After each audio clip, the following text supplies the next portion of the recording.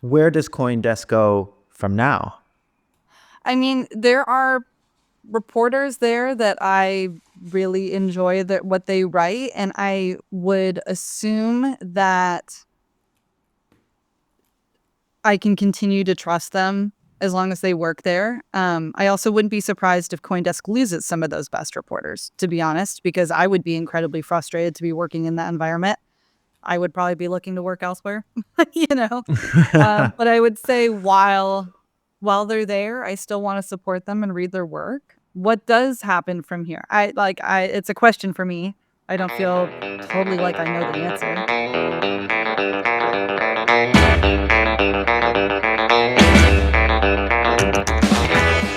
I said sit tight and pack your bags because we're going to the next episode of Beyond the Beats, the #1 Bitcoin and crypto media podcast powered by Chain Story. Welcome in, everybody, to episode 27 of Beyond the Beat, fresh off the back of the experiment. I'm joined today. I'm very excited today to be joined by Veronica Irwin of Unchained. Thank you so much for coming on, Veronica. Thank you for having me. Yeah, this is a fun one because we analyzed a brilliant story of yours a couple weeks ago with John Rice. I reached out to tell you that you were going to get widely discussed on the show, and then I thought to myself, why not bring you on? You were way too nice to me. You and John were really, really nice about that story. I was incredibly flattered. You made my head blow up like a balloon, and I'm even more flattered that you want to have me on the show. So excited to be here. John is like one of the best minds in the media space, so I felt like that was a resounding endorsement. British like I don't, accent. you can't go wrong with a British accent. I know, 100%. I low-key wished he would said something like that to me about one of my stories. So John, next time I expect you to say something like that. No pressure though.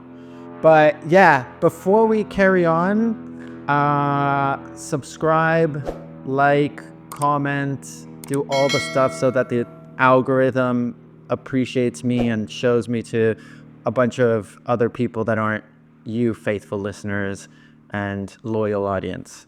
So yeah, in the spirit of the new way that we're doing things, I asked Veronica to bring in a story or something that she wanted to discuss, and she landed on the hottest topic right now, at least in media circles.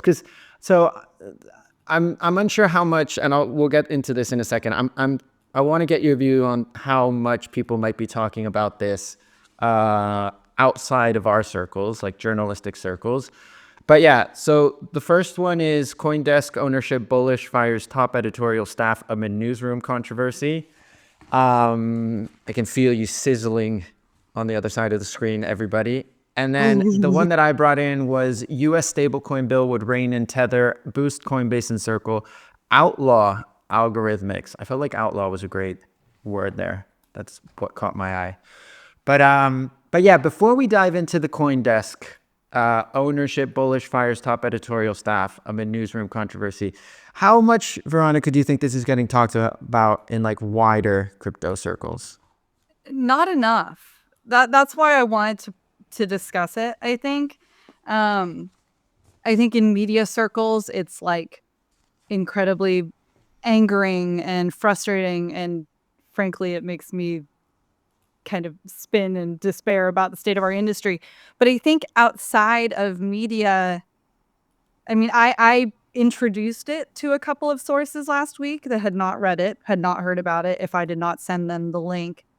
And I think the reaction is a lot more muted. Either people that don't work in media don't realize why this is so problematic, or if they do understand why this is like totally counter to journalism ethics, they kind of shrug it off as like, that's the media nowadays. Like, I think there's a lot of distrust of media in general, and especially in crypto circles. And it's just not as, I don't think it's getting as much attention. I don't think it's evoking as much emotion out of people. So I wanted to bring it up because I think it's really important for more people to understand and talk about. Yeah, no doubt. I'll for those of us, or for the people that are listening, I'll dive into the first couple paragraphs and then we'll start dissecting it. This is like the hottest topic that's happening right now. So it's Bullish, the owner of leading crypto publication CoinDesk, which was actually founded in 2013, I think, and it was like the first proper crypto native media outlet, abruptly dismissed three top editors on Friday, including editor-in-chief Kevin Reynolds, according to sources familiar with the matter. The decision comes after newsroom controversy in which Bullish leadership forced editors to take down an article about the crypto billionaire Justin Sun after his team complained about its tone.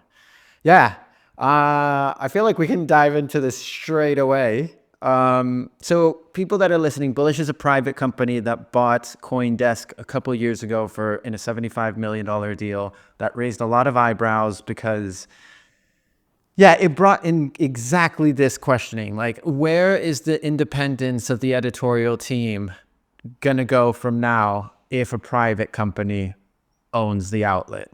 And now we're seeing it. Now, I guess we should disclaim that there's a lot of things that are like speculation and that are still, I know that Bullish hasn't pulled out much of a public statement. They said something about restructuring, things like that. I know that none of the editors have said something, at least until recording, like haven't confirmed. But yeah, that's what's going on. So like the longest and most widely respected, I'm going to say, media outlet in the industry is sort of torn into pieces at the moment. What do you think, Veronica? What's your TLDR to the situation? Yeah. I want to lead with like Leo Schwartz, who wrote the article at Fortune. I trust him. There's definitely some things on here that are from anonymous sources. And like you said, the editors have not come out and spoken publicly, but I take his word for it. He's a really good reporter. And I know that this was probably hard to write. I had heard that this was happening before the story was written. And I think the reason it probably hadn't been written about is because a lot of media reporters might not get into covering crypto media, and like crypto media, it's a little nerve-wracking to write about your own industry this way. So I commend him for writing it, and I think he did a really good job. And I think it's incredibly upsetting. This is the outlet that exposed the FTX fraud. CoinDesk is a really great outlet with a really great group of reporters that do serious work, and they deserve better, I guess, is like the long and short of it. They deserve so much better than the environment that they're in right now. I saw some commentary that like, oh, from non-crypto journalists that like, oh, well, there's a lot more corruption in crypto media than there is in other places in the media. I don't think that's true, actually. I've thought about that a lot over the weekend, but you see these conflicts of interest popping up across the industry, and I see this as another very legitimate outlet, not like a niche outlet, not a questionable outlet. I see this as another really legitimate outlet with really great reporters falling victim to something that we're seeing across the industry, unfortunately. Yeah, They deserve better. That's the long and short. Those reporters deserve a lot better.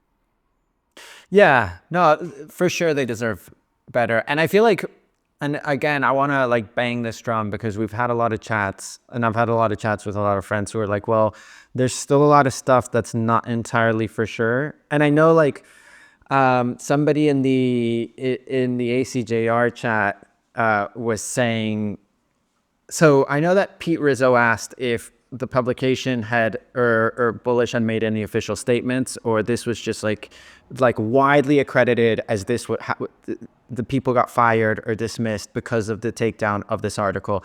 And then I know that somebody replied back like, either this is the biggest coincidence in crypto media history, or it's obviously connected. And I feel like I sort of lean into that one with obviously incomplete information, but it's just like so much oddities that are happening in and out that it just seems obvious that that's what's going on. And like you say, Leo Schwartz, shout out, by the way, this is a hectic scoop. I feel like number one, he got into the nitty gritty of it, but then he was just also just like exposing what was happening, even though there are like some sort of leaning into. I know like the second paragraph starts with long ago to source for blockchain industry news, sort of like hinting at the fact that they're not going to be that anymore, which is, I think, one of the questions that people have at the moment. Like, where does CoinDesk go from now? Yeah. I mean, there are reporters there that I really enjoy what they write, and I would assume that I can continue to trust them as long as they work there. I also wouldn't be surprised if CoinDesk loses some of those best reporters, to be honest, because I would be incredibly frustrated to be working in that environment. I would probably be looking to work elsewhere, you know. But I would say while they're there, I still want to support them and read their work. Yeah, I mean, what does happen from here? It's a question for me. I don't feel totally like I know the answer. Tell us the future, Veronica. You clearly look like you know it. I don't know. I've worked at publications where there's been some iffy conflicts of interest, not Unchained, for the record. Unchained is great. But no, I worked at a paper where, I started working there right after an ownership change early in my career, and that owner was not respecting editorial independence and trying to kind of tell us what to write in accordance with how he makes his money, and it was very frustrating. And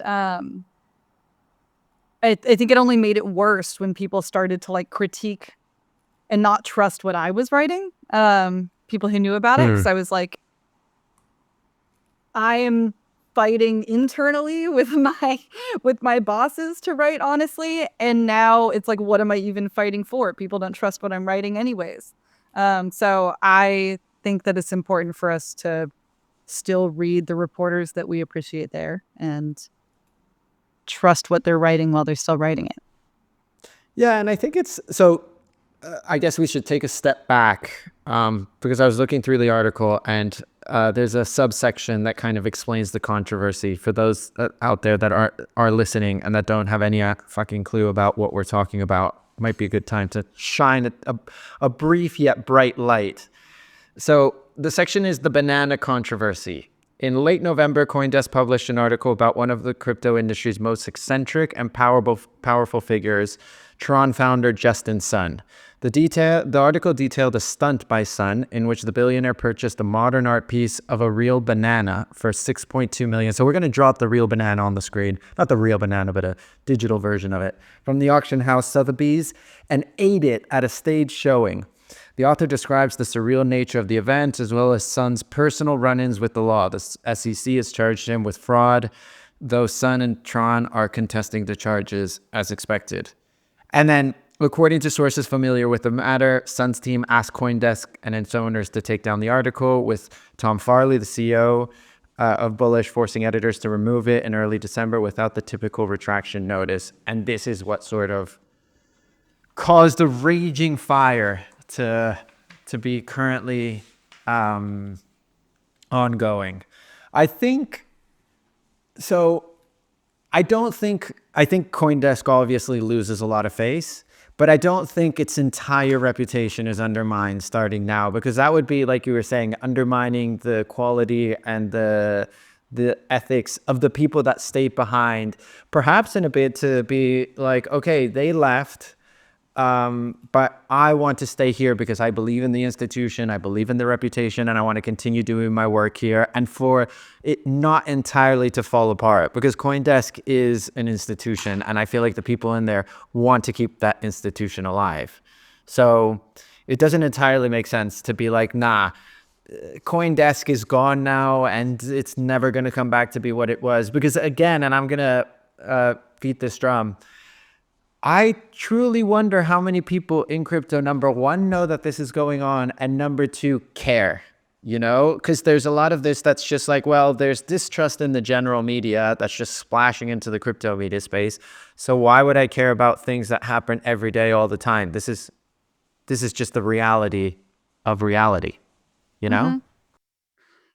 Yeah, I think a lot of people also, like, if you've worked in just private companies your whole life, which this is a private company, but journalism is weird, right? Where when you're a journalist, you obviously want your publication to make money and stay alive and continue to pay you, but there's also like this almost nonprofit-esque, like, I am working for the mission of journalism. Like, I'm not an advertiser. I am not a content creator. Like, I am going to report honestly, regardless of if that means we're gonna be able to sell an ad or not.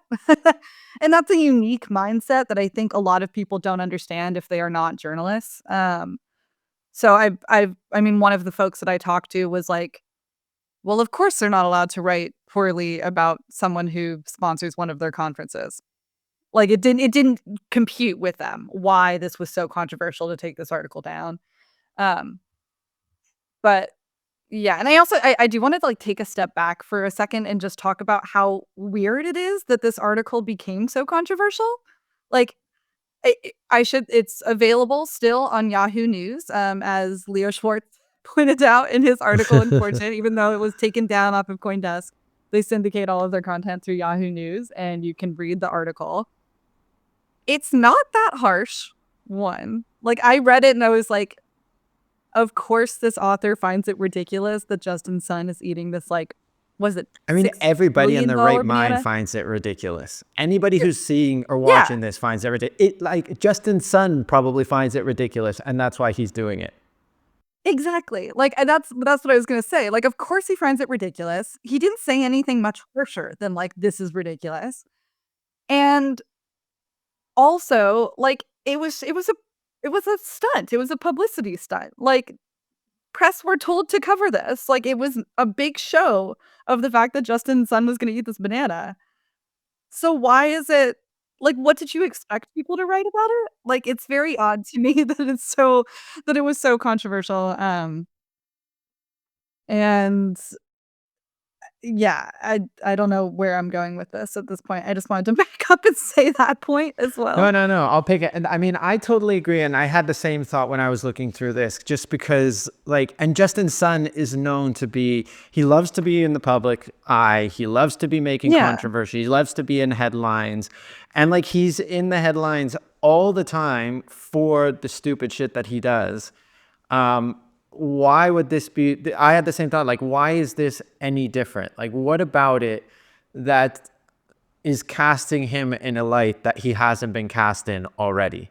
So I don't know, maybe some sort of weird power flex, or I don't know. I like I said, I still think that there's so much like information that we still have no idea, Yeah. that we might never know as well. Yeah, there's a lot that we don't know, and, like, I do think it is important that you pointed out that, like, we know that these people were let go the day after the Fortune story broke. We don't necessarily know that the 2 things are related. Think it's, makes sense to assume, but we do not know. I think also Leo laid that out very well, and that he kind of just said this happened. He didn't necessarily say there was a causal relationship. Um, I'm curious to see what more comes out. And I'm also curious to see what that staff looks like in a couple months' time. Like, kind of going back to my point before, that we should still read those journalists' work while they're there and trust what they're writing. There might be plenty of people there that want to leave that can't afford to just jump. Like, I think that's also something we need to remember, that, like, journalists are very underpaid. I don't know what the pay is like or the benefits or anything like that at CoinDesk, but most journalists do not have the financial flexibility to just quit and, be without a job however long it takes to find a new one. There is not enough journalism jobs to go around. Like, it's, you could be a great reporter and be unemployed for 6 months because there's just like no job description on the internet that fits your skill set. So I don't think we'll see like an immediate reaction if people are going to leave, either. But I am very curious to see like what the state of this publication is in a couple of months once if people do want to leave, get their ducks in a row, or if somehow bullish recovers and like makes the case convincingly enough to staff that, media independence will be respected going forward. There's a lot of different possibilities in the future here. Yeah, and I also think it lays some sort of precedent for future publications that are looking to get sold or looking to take in outside investment. Like, is this going to be accepted? Is this going to be what's the like common ground? Like, how does this actually go forward? And I think this taps into also another thing is that a lot of us are like the crypto industry is mostly operated by like trade publications. So publications that are like outwardly or like they're friendly to crypto. They're not all of them. There's a few obviously that write scathing or write like deep research that sort of takes a dive into what's going on that's wrong with the media, with crypto. But the vast majority is still pretty pro crypto, pro technology. So it's interesting that this happens, or where we go now with these sort of, okay, taking a step back, what do we do now? Is it okay? Is it not okay to continue to to only leave articles or things that sort of ridicule or put different personalities or things happen in the crypto space on a bad light and leave that to specific publications? Or can they all do it? And then the ones that are doing it and they're taking outside investment, are you always going to have that sort of question as a journalist, like, should I pursue this story? Can I pursue this story? How will this get editorialized at the end of the day? What's the angle? All that sort of stuff. So I don't know. I definitely think it's a very interesting time because of the size of CoinDesk and what it means to the media industry, and how this is a precedent for what's to come. Yeah. I mean, I think the bullish is definitely making a mistake by censoring the work that's on their site, if it's too critical of a sponsor or something like that. And I would actually use Unchained and Laura's work as like an example of why you shouldn't do that. Like, and this is not, I know she's my boss, but I've felt this way before I came to work at Unchained. Like, people respect her work and respect what she says, and like it's a win to get on her podcast because she's going to be straight about it. Like, you can trust that she's going to ask the critical questions as well as like praise things that need to be praised. And like, that makes her so much more of a trustworthy source. And that's why people listen to her podcast, right? And that's why people read us. And I think people are not stupid, and they can tell if your publication is like only writing like good news stories for the industry, and they won't stick around and read it because they won't believe it. People will start to wonder, what part of the story am I not being informed about? So I not only do I think it's like an ethical journalism mistake, but I also think it's like a business mistake to start taking down content that's critical. And I think people will figure that out eventually. I hope. I think you're much more optimistic than I am, but I am at times a raging cynic. And so I struggle sometimes to see this sort of thing play out. And I mean, it's weird. I have this counterbalance of like a very, very insufferable optimist about things, but then I have this like raging cynic on the other side of my shoulder. So we'll see how we go. Now diving into another piece that steps away from that. This is an article by Jason Brett at Forbes.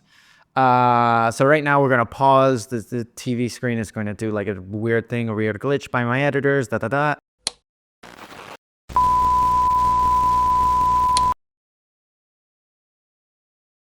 So this next piece is titled U.S. stablecoin bill would rein in Tether, boost Coinbase and Circle, outlaw algorithmics.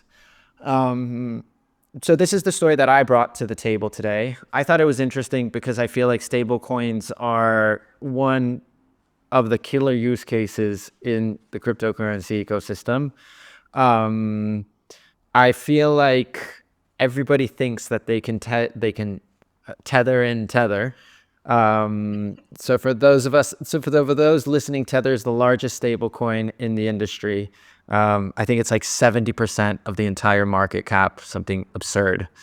Most profitable business in the world by employee, right? Something like that. Oh, that's a stat that I had no idea of. Yeah, like Wow. I think profit to employee, like if you divide it by number of employees, it's like some people say it's the world's most. I guess it depends on how you count that, but That's insane. that's a stat I've heard tossed around a lot in the last couple of weeks. That is a stat. Yeah. Fact check me on it. I should have Googled it before I just said that, but it's Now we'll something just like carry on. Fuck fact checking and journalistic ethics, especially after what we were just talking about. We're going to run with that. And that's going to be that we're going to go for the most profitable company by employee per capita. But yeah, I thought this was, so going into like and if you're wondering why I'm constantly looking to the side, it's because I print these out, and annoyingly this came out with like the black background. So yeah, we'll take that for what it the is. Forbes daily cover format. I know. I guess that they're trying to be like innovative, but then it's like, dude, don't you want me to like actually read this without digital going magazine. blind? It's that Yeah. beautiful magazine spread. Yeah. Yeah. We'll leave it at that. But it would be nice for it to be changed. Anyways, I liked it because it's nice that it was broken up in like the sections that tell you exactly what they're telling you. So it's like, and I know this goes against the journalistic thing of like show, don't tell, but I do appreciate it's like, okay, what happened in big? This is like what happened. Key background, boom. Key statistic, which is actually interestingly not the statistic that you brought. So there we have a gripe, and I'm going to cross it out. And then outlook and implications of what's going down. So, and then decision point. So I thought it was just really nicely organized and like really, okay, this is what's happening. This is what's going to be next. I guess that made sense. Why did you, because I tossed two articles in your direction, this one and a quantum computing one. Why did this one catch your eye more?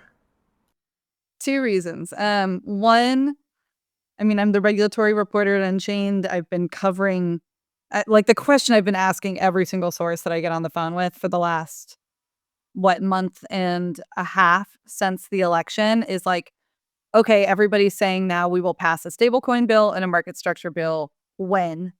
And now that Republicans control both houses of Congress and the presidency, what will change from these bills that have already been drafted? The second reason, and I don't know if you know this, but I know Jason Brett, the author of this. Okay, this story. You brought already a great stat. I'm excited to hear what the next uncovering you're going to bring up. So yeah. Oh, well, I was just going to say, so I know Jason Brett. Jason does some freelancing for Unchained as well. I was just last week at the Blockchain Association Policy Summit with him. We hung out, stuck together the whole time. He was like my wingman of the event because this guy knows everyone. He is super in the know and like one of the smartest people on policy that I know. He's someone that I'm pretty new to this beat, right? So he's the person that I tap where I'm like, I do not know where to start. Like who is the person that I should interview, like help get me going? Because I just like literally don't know what part of the story to bite off. And he can tell me directly without even thinking about it. So that's the other reason why I wanted to cover his story. Interesting. And I should say like this story, I guess for the listeners, it was published in April 26th. So it was interesting for me.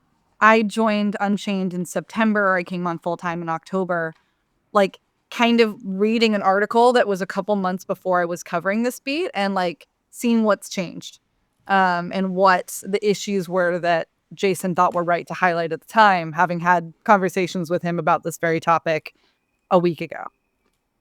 So for those that are listening that might not know this, so stablecoins, which are tokens meant to maintain a stable value, usually one-to-one with some sort of fiat currency, whether that's the dollar, the British pound, the euro, all that sort of stuff.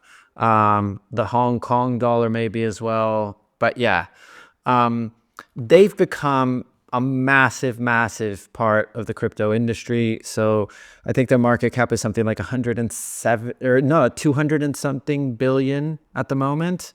I think Tether processes more transactions than Bitcoin on a daily basis, something like that. I believe it. Yeah, don't fact check me because that's definitely not a fact. So I would appreciate you leaving that part of it. I do know that they at one point it did overtake like Bitcoin or the amount of value that it transacted like on a daily basis or something like that. But yeah, like I find this particularly interesting because I come from Chile, like emerging markets where stablecoins and the access to dollars isn't that easy. And like the digital version or a way that you can actually get access to these types of like stable instruments in places that have a bunch of hyperinflation or just difficulty accessing some degree of like a store of value makes sense.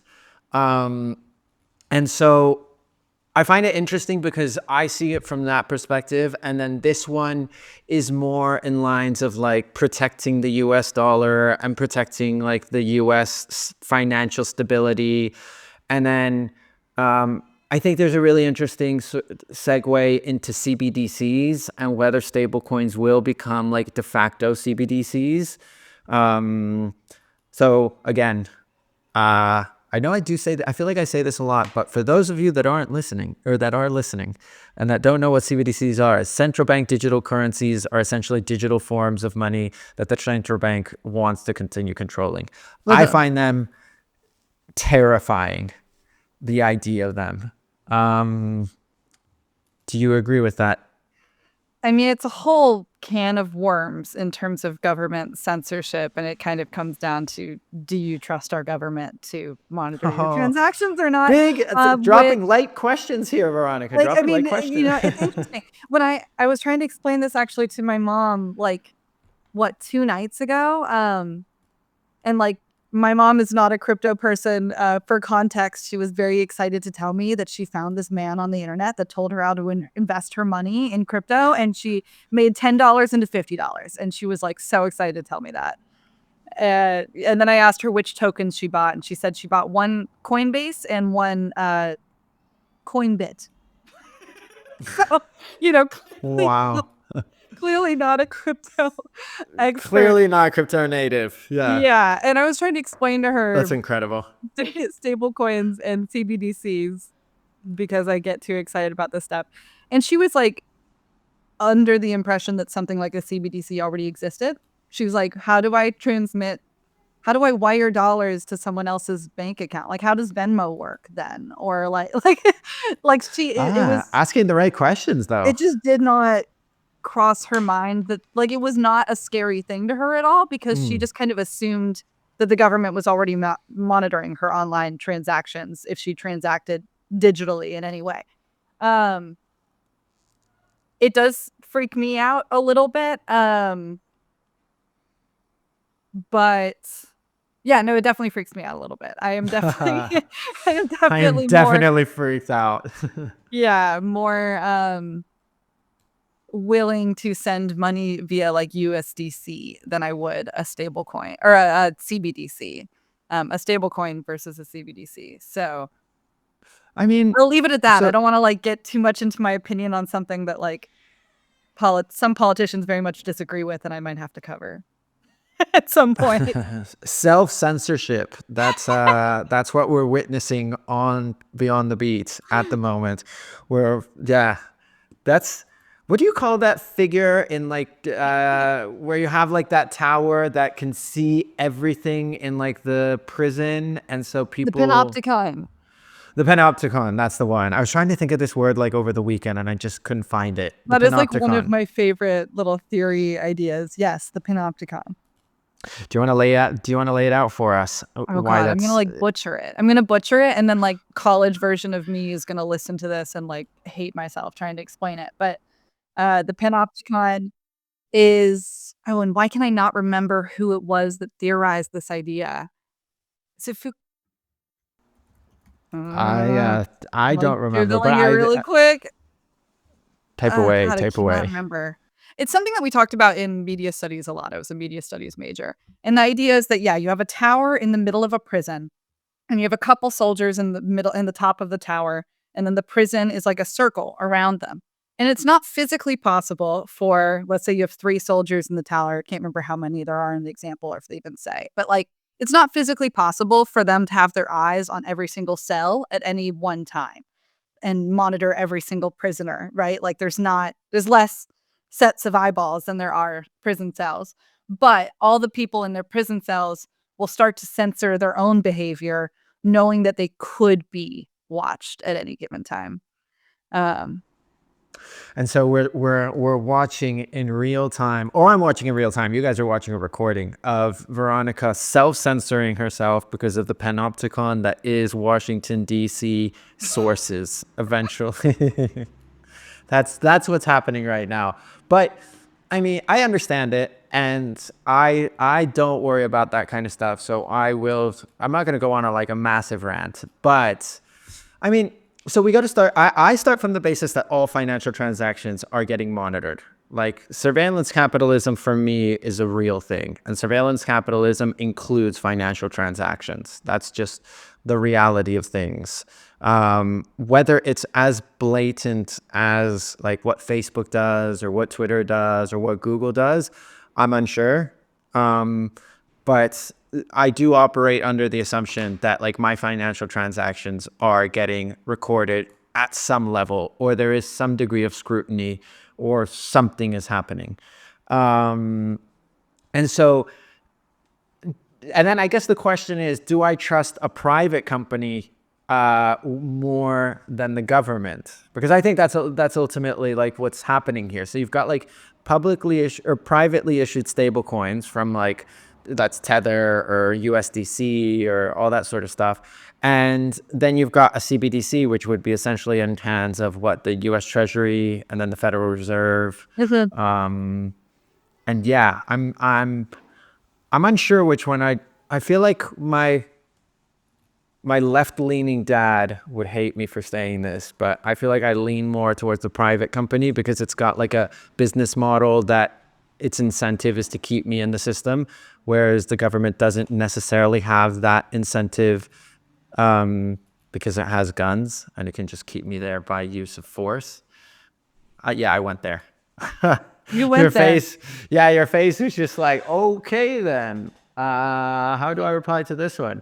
I'm a big fan, disclaimer, I'm a big fan of David Graeber, and David, may rest in peace. And David Graeber used to always go on about like the use of violence and that it all dumbs down to like men in arms or men with guns. He obviously was like magnitudes more eloquent and intelligent than I am, but I'll take what he said and run with it. This conversation is so not going in the direction that I thought it was. I mean, this is what we talked about this beforehand, that it was going to go in any direction. That's true. You did say that. You did warn me for that. Yeah, no, I think I am super lucky and privileged that I live and grown up in a country that has not experienced hyperinflation, whose, federal regulators on the whole, I've been able to trust to like keep my funds relatively well insured and the value of my money relatively stable. That is not the experience of most people in the world, or not most people, but a lot of people. I actually don't know. It might be most people. It's definitely not the experience of a lot of people on the planet, like hedging what I'm saying in real time. And so I don't think a CBDC is like the perfect model in every government. We saw like China institute a CBDC, for example, and it was absolutely a tool of mass surveillance. Like that's why it exists and why it's, why they pushed it, why they created it. That said, I do think I also prefer like using a private company's stablecoin despite living in the United States. But I also would want to use a private company's stablecoin if it is well regulated, which kind of like goes back to why this article I think is so important and why we need stablecoin legislation. Like being in a space where a lot of times we're relying on like the New York Department of Financial Services, like which is relatively small on the scope of the entire country, to regulate and be the only place that a lot of these stable coins can go through and find regulation, is nerve-wracking to me. I think we at least need more states that are able to do this, if not better. Like there needs to be some kind of framework. And now I'm getting into a lot of like whether it's state or federal regulation is like very controversial, and I very much see the arguments for both sides. But whatever we have right now is just inadequate. And so it's, yeah, like I would like to work with the private company stablecoin, but the private company that operates in an environment where they feel like they know where the law is and what they can do legally, Yeah. and I have the mean, government back them up on. I I agree. What do you think of the idea of outlawing algorithmic stablecoins? So algorithmic stablecoins rely on other mechanics such as risky trading. This is what Jason wrote. These tokens rely on other mechanics such as risky trading strategies to maintain dollar pegs for their tokens rather than putting cash and short-term treasuries in a vault. The algorithmic market is much smaller than it used to be, but one asset to watch is Athena, which launched in February and is now worth 2.3 billion. This arrangement has created fears of another Terra USD collapse. But yeah, where do you stand on algorithmic stablecoins and this idea that they could potentially be banned or like de facto banned or like pushed offshore or made like extremely unattractive for the developers that are building these to try to attract US users? My understanding is that no matter what the stablecoin bill next year that will probably be introduced next year looks like, they will not be supported by it.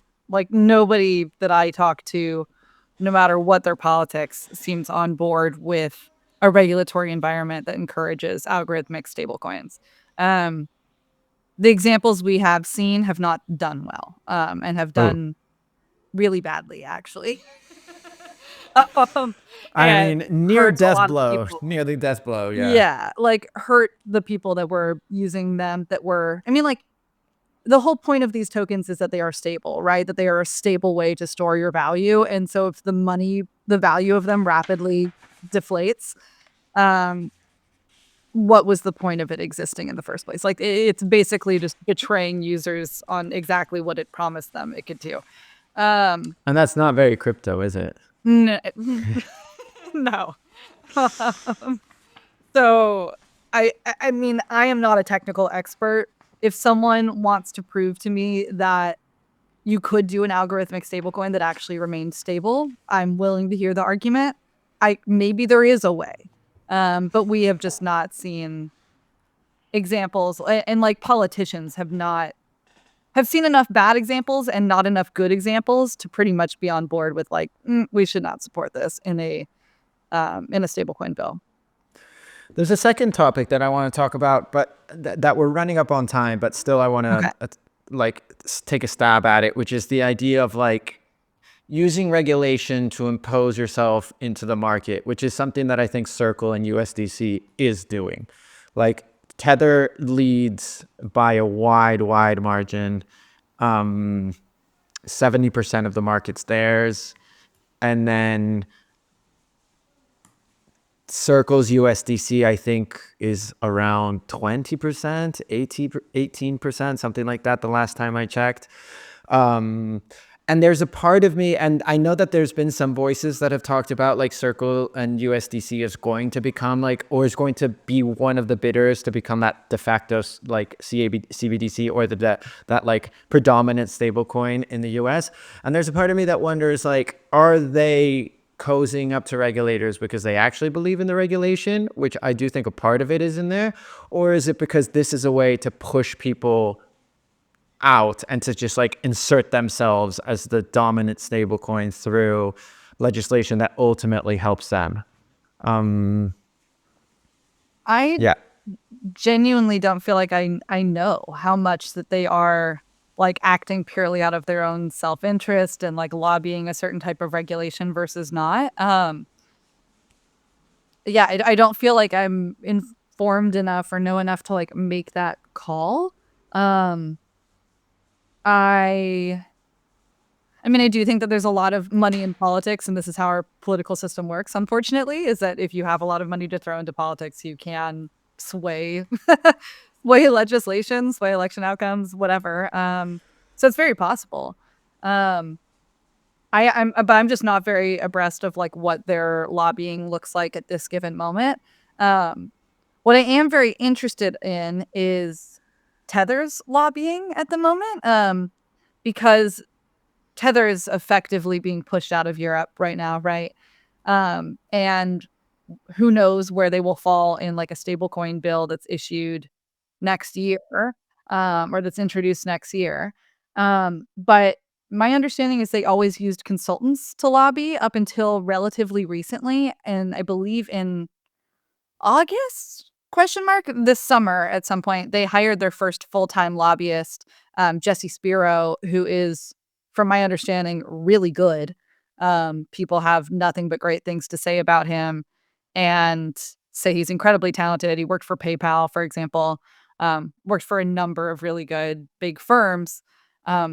So I'm very curious what he is lobbying on and how that affects Tether, how much that protects Tether in a forthcoming stablecoin bill, um, if he has any impact in like what this legislation will ultimately look like. That I mean, I that I'm a think, little that's where my mind is going to more than Circle's lobbying.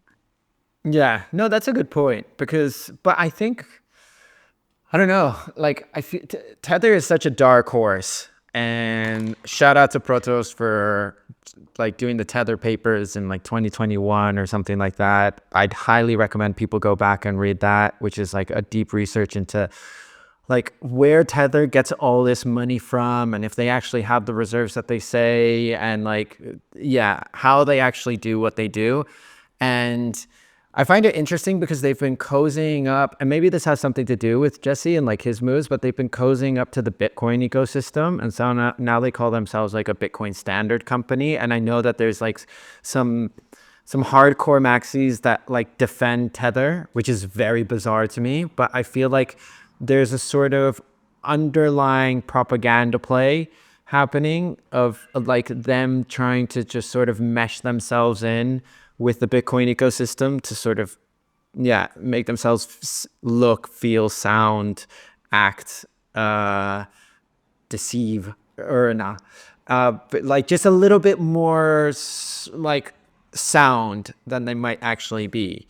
And I don't know, like then at the end of the day, there's been so many hit pieces about them, and they've run into a bunch of issues, but they still manage to just grow and grow and grow. And like USDT on Tron, for example, is insane how big it is. Like I've been living in Argentina, and like the amount of people that are like, "Hey, do you have USDT on Tron?" is absurd.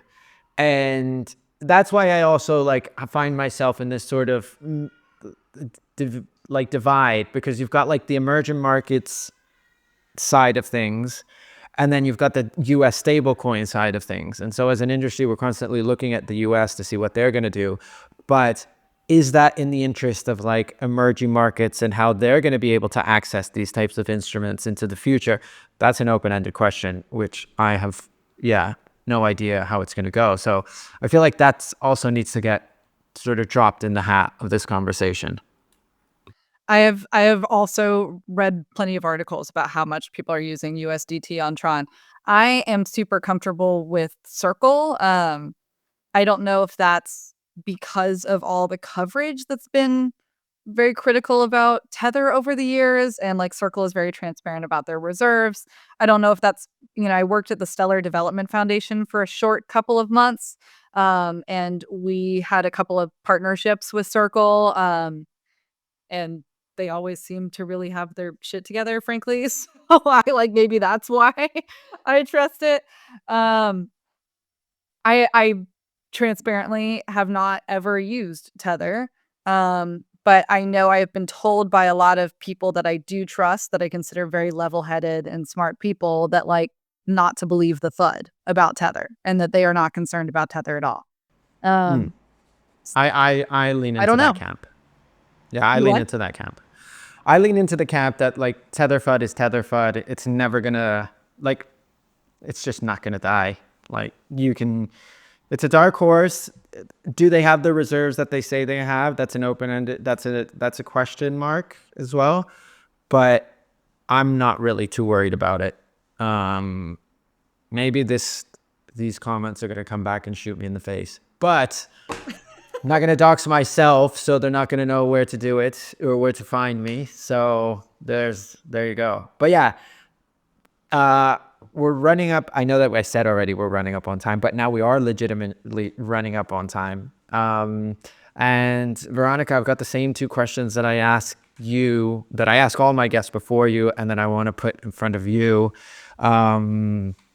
which because I'm always constantly trying to expand my library, even though like I've got like a 10 book long reading list for like the 25th of December. So I don't know how I get through all these, but what are you reading at the moment? What's your favorite, or what book is on your bedstand right now? And then what book are you currently, or have you been recommending to people lately? I just cracked open yesterday IQ84 by Haruki Murakami. It's like that monstrously large book. I normally read on a Kindle, but I deliberately bought the book because I was like, I need to tangibly feel that I am reading like a 1,200 page book right now. And I also have to finish it by the end of the year to reach my reading goals. So I'm racing What's through your reading that goals? book.